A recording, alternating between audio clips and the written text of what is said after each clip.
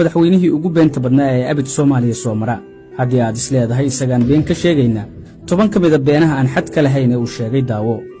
waxaan idin sheegaynaa Soomaaliya muddo 4 sano ah inay ka hormarayso dowladaha Afrika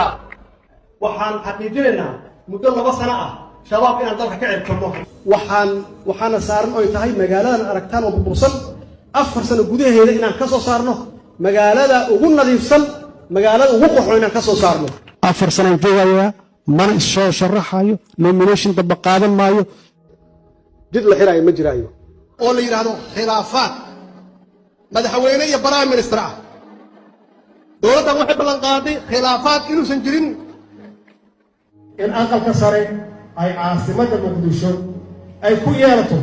matalaada ay mudan tahay World Bankiga bankiga adduunka uu nasiiyay dhaqaale deentii ugu horeysay oo Soomaaliya la siiyo burburka ka dhacay lacagtani deyn ma aha waa deeq weyn read my lips aniga ciidanka hadda isku haleen way Soomaaliyeed oo aan tababaran way 4 sano waa inta ugu sahlan ogow maxaa adiga nabadgelyo guud iyo shacab guud nabadgelyadiisa xagee ka keenaysaa adigii baa isku haleen way ciidankii Soomaaliyeed waxyaabaha ay qarxiyeen haday yihiin hoteelo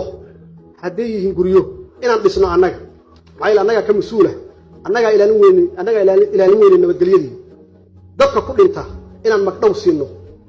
farmaajo ka hor intuusan madaxweyne noqon ma jirin siyaasi ka jeclaa in wax laga weydiiyo xaaladda dalka sababta hadda madaxweyne farmaajo uusan u hor imaan warbaahinta iyo fagaarayaasha su'aalaha lagu weydiiyo madaxda ayaa ah